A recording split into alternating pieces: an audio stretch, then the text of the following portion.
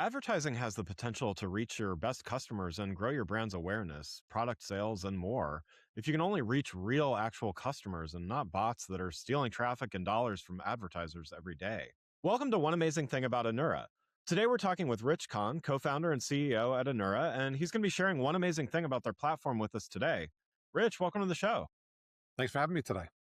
Yeah, looking forward to taking a look in a second here. But before we do, why don't you give a little background on you and your role at Anura? Background on me. Wow, I've been a developer since age 9, got published when I was 12, loved development, worked my way through college selling. So internet sales and tech was always my direction. Real quick, about 20 something years ago, back in 2003, my wife and I started an ad network, had some issues with traffic, wanted to find an ad fraud solution to bolt on and call it a day. Unfortunately, the first ad fraud solution didn't roll out until 2008. So I built my own. Years of testing and working, clients have been asking, if not begging, to use it outside of our platform. Did some testing, found out it made sense, and we did it. Nice, nice. Love it. Well, yeah. So let's why don't you walk us through a little bit about what we're going to see today, who's the audience for it, and why is it important to them? Sure. Well, a lot of times what'll happen is when somebody's, they don't realize they have a fraud problem, right? And I try to frame the talk as this. In 2024, which we have data for, we don't have 2025 data yet, it's still coming in. In 2024, as a global society, we spent over $700 billion in digital marketing. It's the first year where we actually exceeded traditional marketing. Of that, our conservative estimate says that 140 billion was stolen by fraudsters. So it's not a question anymore of if you have fraud, it's a question of how much fraud you have. So a lot of times when we get somebody on the phone and they're having weird things going on their site, they're getting weird forms being filled out, calling people who didn't fill out forms, chargebacks, people saying they never used a card. It's usually a sign of fraud, and we try to get to those people because we know it can solve that problem. So the first thing we want to do is a traffic quality audit, right? We want to find out what's going on their site, and we do this for free. The goal is to understand what's going on. Is it a problem that we can solve? Because they may have some other problem going on. Maybe they're buying incentivized traffic, or they're buying stuff that has really no intent of making purchases. But we want to identify that, hey, this is definitely, in fact, a fraud problem. And pretty much everybody we test, they have a fraud problem. It's that Right. rampant. So Yeah. this dashboard is typically what we do is when we do a free audit, we give somebody a little piece of code. They pop on their site. It starts collecting all this data, and then we can do an assessment on their site and say, this is how much fraud we're identifying. And just so we're on the same terminology, fraud and IVT are two synonymous terms. IVT is invalid traffic. I remember talking on stage with a client, and he didn't want me to say the word fraud because he didn't want to think, hey, before using Anura, I had fraud. Yeah. So we actually, for the conversation, we changed it up to non-consumer, somebody who's not going to make a purchase. Nice. But the actual Accurate. industry, yeah, the actual industry term for it is invalid traffic, IVT. So that's what we're going to show you. We're going to show you basically, just going to just touch on the dashboard, not to bore you with details because this thing does so much. I could spend hours going through all the features and stuff like that. But we're just going to do a high level view just to understand what a traffic audit would look like if one was done on your site. Yeah, love it. Yeah, and definitely we'll have links in the show notes to if people want to check out more. So yeah, why don't you share your screen? All right. So when somebody logs into their account, this is the first screen that they look at. And what I've done is I switched back to a February view because there's a little bit more data. This is basically a demo count, randomized data that we loaded into the system just so we can actually demonstrate the product for clients, when we're doing a demo. But usually what happens is we do the traffic audit with a client, we give them code, they put it on their page, and next thing you know, this starts filling out so we can sit down and find out. And this is right here. This is the key number, the IVT rate. How much traffic is real, valid traffic, and how much is invalid traffic? That's the thing that we want to look at. On average, this is a high number, just again, because it's demo data. It's just designed to show different things in the system. But typically, our average fraud find is 25%. We'll identify 25% of their traffic as fraudulent. So let's say you got a client out there spending $100,000 a month. They're already losing $25,000 a month to fraud. So now, usually the first question everyone says is, well, where's it coming from? So without, like I said, going crazy in details, we can actually drill down and look at all the sources of traffic that they have and see the bad rate, which is 100% fraud. We see warning rate, which is stuff you want to look at. And we can break it down really granular. We've got all kinds of like visualization charts and graphs that we can look at. We got all kinds of metrics to identify where it's coming from. And like I said, this gets pretty intense, but really The two big questions is how much do I have and where is it coming from? And those are answered very quickly on our dashboard. So that's just a quick synopsis of how that works. Yeah, yeah, love it. So yeah, I mean, and I mean, to me, just 25%, whatever your ad budget is, and whether it's thousands or millions of dollars, like that's a significant amount. So I guess one question for you, what's a typical next step after someone sees, okay, I've got 20-25% fraud, like what's a next step for them? Yeah. So the next step is we talk about moving forward. If you decided to license our product, we're obviously in business to make money.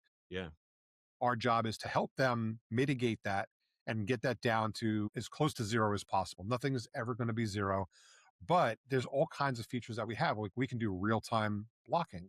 So let's say you have somebody going to charge a credit card on your e-commerce site and we identify them as fraud. We can actually give you code that'll prevent them from putting that credit card mm, through the system. So it prevents the chargebacks, prevents, having an escalated amount of chargeback ratios and all that stuff that comes with it. yeah, Let's say you're generating leads on your site for your sales team. Well, you don't want Mickey Mouse being entered into your system and filling up databases.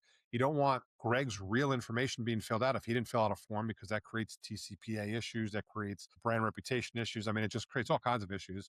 We can stop that from happening. So we can do a lot of stuff in real time, but ultimately, the initial goal for us is to help them stop spending money on an audience that's never going to purchase for your product, get rid of as much of that, take that, reinvest it back into an audience that's going to convert and significantly raise your ROAS. That's yeah, what we're trying to accomplish. And when companies actually sit down and say, okay, it's just not a number on a screen, they start following our advice. And typically our advice initially is, well, you got 25%. Let's come up with a goal to cut that in half in 90 days. yeah, yeah. Once you cut a 25% fraud rate in half, they feel the difference. And I can that's when it imagine. cements them in as a client. Like that's when they're like clients for life. Once they realize it actually works and it actually feeling the bottom line, then it becomes almost like a visitor firewall for their network. Like they must have this in place. We've had clients in the past, like, you know what, we've been working with you guys, our fraud rate's under 3%, everything's looking good, blah, blah, blah. We're fine. They shut us off and like 2 days later they call us back in a panic. We need to get you guys back on it. Because they realize, it doesn't go away. Yeah, yeah. We help you mitigate it, but unmitigated is still going to affect your network. So, Well, and to your point, I mean, it's great to be able to see the numbers and stuff, but you're also doing preventative things.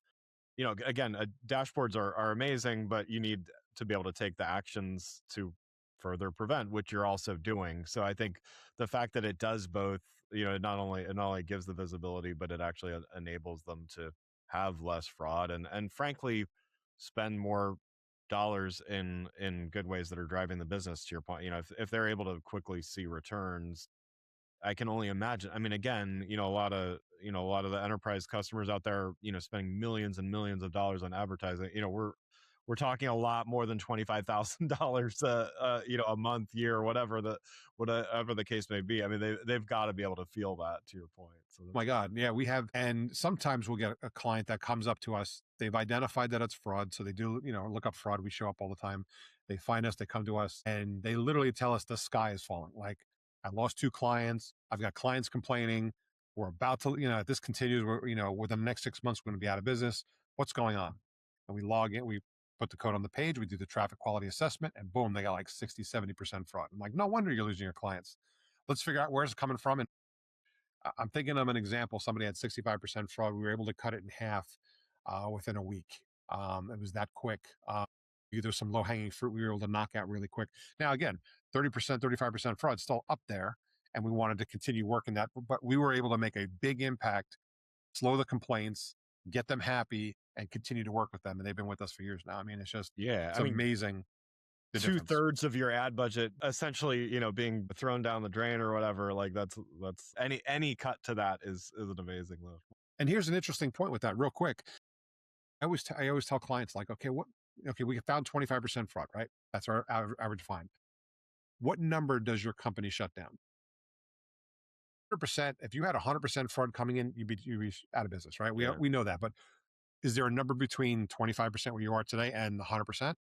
If this continues to grow, at what point do you shut down? And I also ask the same question about the entire internet industry. The internet digital marketing industry is at about a 20, I say 22% based on my original numbers. At what percentage of fraud does it eventually just shut down the whole thing? Yeah. This happened with the dot-com bubble burst back in 2000. Display advertising was on fire. If you wanted to get an ad out on the network, it was like a 6-month waiting list, $80 CPMs. I mean, it was really crazy. And then people realized, I'm spending all this money, I'm not getting any benefit. There's no back end conversion data, there's no back end benefit. And everyone just shut off at the same time. And then we all know in April of 2000, that whole dot-com bubble burst because of fraud. Yeah, yeah, wow, and that's less reported, I think, than just the general, like, the bubble bursting in itself, but Yeah. that there was so much. Yeah, yeah, wow. It's great. Well, Rich, great to talk with you. Definitely lots more to check out with Anura. If people want to learn more, what's the best way for them to do that? Best way is to go to anura.io, anura.io, though I know that'll be in the show notes. We have great information online if they want to read more about it or sign up and get a free traffic quality assessment. Find out where you are today so that you can do something about it proactively. Yeah, love it. Well, again, I'd like to thank Rich Kahn, co-founder and CEO of Anura, for joining the show. You can learn more about Rich and Anura by following the links in the show notes.